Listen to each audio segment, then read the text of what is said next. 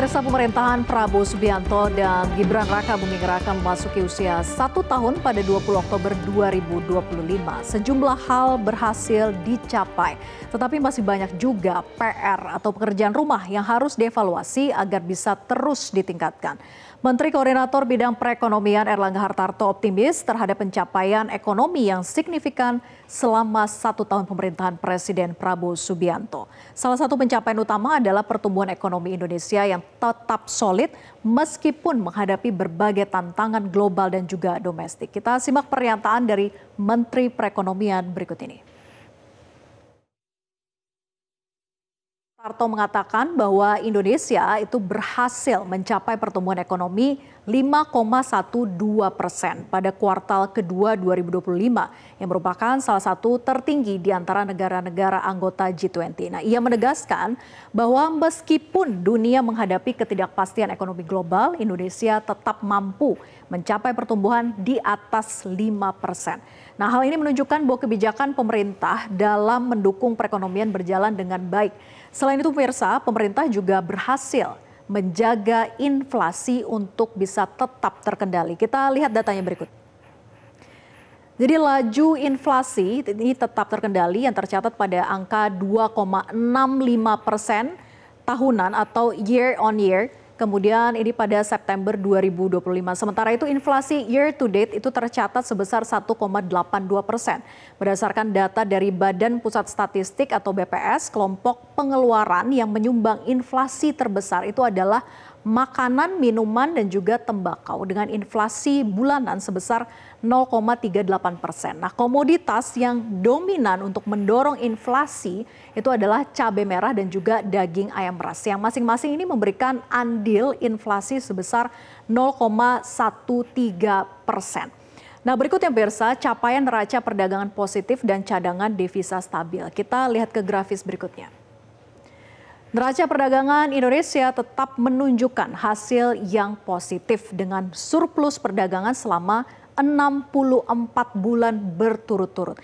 Nah, hal ini tentunya mencerminkan bahwa daya saing ekspor Indonesia yang tetap kuat di pasar internasional.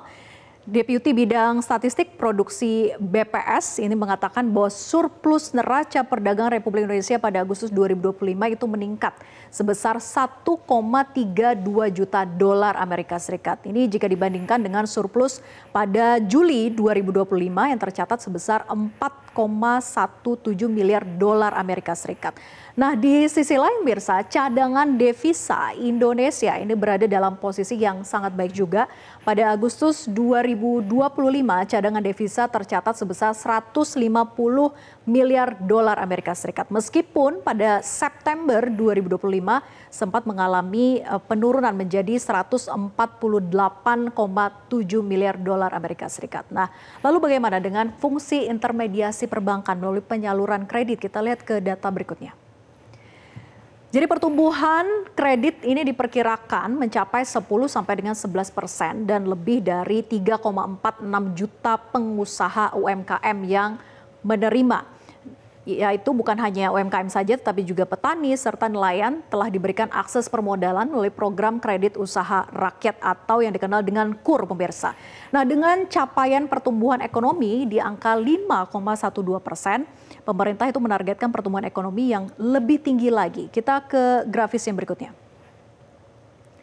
Menko Perekonomian Erlangga Hartarto mengatakan bahwa pemerintah menargetkan pertumbuhan ekonomi yang lebih tinggi, yaitu tepatnya di angka 8% dalam beberapa tahun ke depan. Jadi catatannya adalah dalam beberapa tahun ke depan ya pemirsa, bukan tahun ini.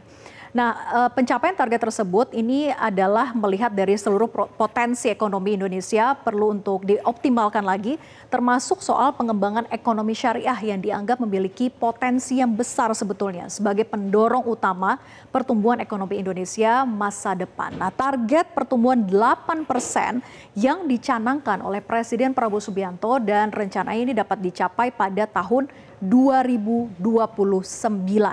Nah, melalui realisasi investasi yang besar tentunya, kemudian peningkatan hilirisasi dan infrastruktur serta pemanfaatan program stimulus ekonomi 845. Apa saja itu? Yaitu 8 program inisiatif utama, kemudian 4 program perpanjangan, dan juga 5 program khusus untuk penyerapan tenaga kerja.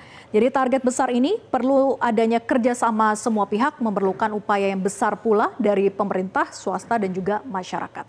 Jelajahi cara baru mendapatkan informasi. Download Metro TV Extend sekarang.